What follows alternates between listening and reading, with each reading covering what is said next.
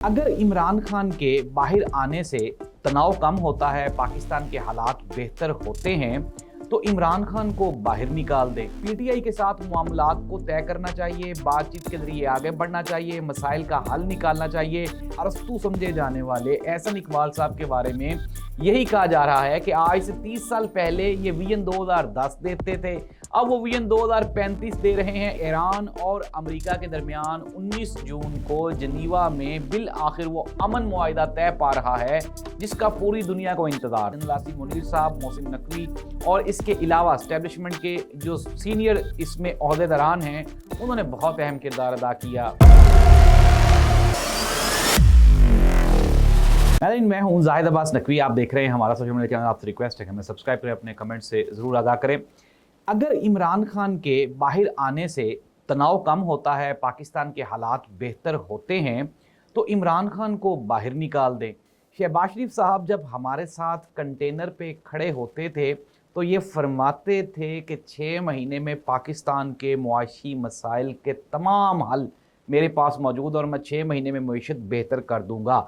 अगर आज आपसे मईशत बेहतर नहीं हो रही तो आप इमरान खान की पॉलिसीज़ को ही फॉलो कर लें। नादरीन, ये आज का बयान है इमरान खान के सबसे बड़े सियासी मुखालिफ यानी कि मौलाना फजलुर रहमान साहब का। मौलाना साहब ने साथ ही साथ ये भी कहा कि जी मुझ पे तनकीद की जाती है कि आप तो इमरान खान के मुखालिफ थे, नाक़िद थे, तो फिर अब आप इमरान खान की हमायत क्यों कर रहे हैं। उन्होंने कहा कि अगर मुखालिफ आपका हाथ पांव बांध के जेल में डाल दिया गया हो तो फिर उसके खिलाफ बात नहीं करते बल्कि बेहतरी की बात करते हैं। नाज़रीन, ये तो एक तरफ से मौलाना फजलुर रहमान साहब बात फरमा रहे हैं। मैंने आपको कल बताया था कि हालात अब आहिस्ता आहिस्ता बदलते जा रहे हैं। मोहसिन बेग जो कि एस्टेब्लिशमेंट के बहुत करीब समझे जाने वाले सहाफ़ी हैं, उन्होंने कहा कि पीटीआई के साथ मामलात को तय करना चाहिए, बातचीत के जरिए आगे बढ़ना चाहिए, मसाइल का हल निकालना चाहिए। अगर नून लीग इसी तरह से चलती रही तो फिर हालात किसी और तरफ चले जाएंगे।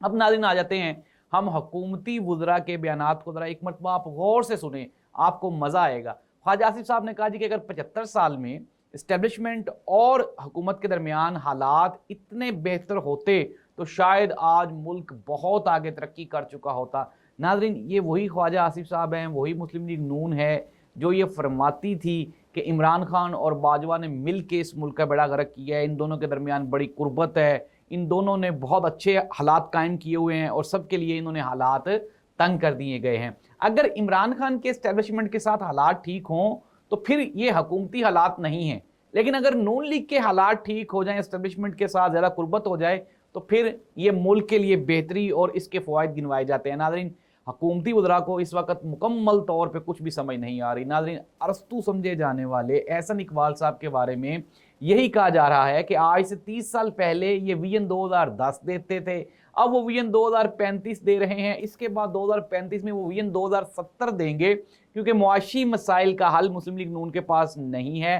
नाज़रीन, अगर हम शरह नमू की बात करें तो इमरान खान के दौर पे यही 6.1% पे थी, जो आज 3.9% पे।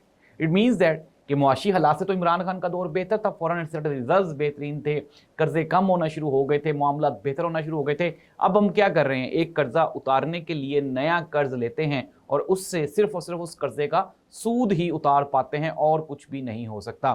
तो नाज़रीन, खुशखबरी है दुनिया के लिए। खबर ये है कि ईरान और अमेरिका के दरमियान 19 जून को जनीवा में बिल आखिर वो अमन मुआहिदा तय पा रहा है, जिसका पूरी दुनिया को इंतजार था। डोनाल्ड ट्रंप ने कहा कि आपनाए हरमुज़ खोल दिया गया है, दुनिया के तमाम जहाज़ आएँ, अब हम मईशत, तिजारत और अमन व अमान के लिए काम करेंगे। साथ ही साथ उन्होंने कहा कि आपनाए हरमुज़ में से जो बारूदी सुरंगें हैं उनको हटाने के लिए काम किया जा रहा है और दुनिया बहुत जल्द बहुत बड़ा अमन मुआहिदा देखेगी।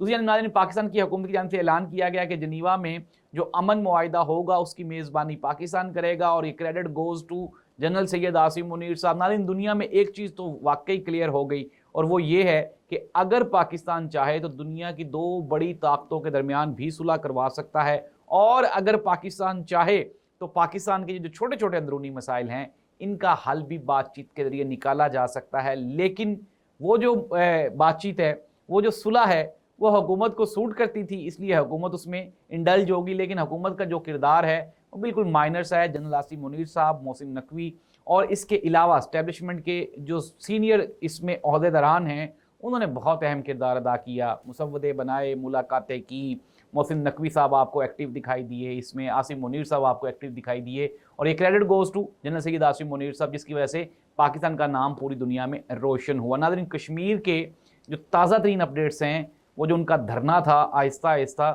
وہ ختم ہونا شروع ہو گیا ہے، خواتین آ گئی تھیں، بچے آ گئے ہیں، اور کشمیر کی پولیس کی جانب سے یہ اناؤنس کیا گیا ہے کہ وہ 3 لوگ جن کے اوپر کروڑ کروڑ روپیہ جرمانہ ہے اور ان کو دہشت گرد اشتہاری قرار دیا گیا ہے، ان کے علاوہ کسی کے خلاف کوئی کریک ڈاؤن نہیں کیا جائے گا، اور اگر وہ تینوں کہیں پہ بھی ہمیں ملیں گے تو ہم ان کو گرفتار کریں گے۔ ناظرین، انٹرنیشنل پریشر اور بالآخر بات چیت کے ذریعے کشمیر کا مسئلہ بھی اب آہستہ آہستہ حل ہوتا ہوا دکھائی دیتا ہے۔ اٹ مینز دیٹ کہ بات چیت کی جائے تو کوئی بھی پرابلم وہ سورٹ آؤٹ کی جا سکتی ہے۔ اس دعا کے ساتھ کہ اللہ تعالیٰ ہمارے تمام مسائل کو بات چیت کے ذریعے حل فرمائے۔ اللہ حافظ۔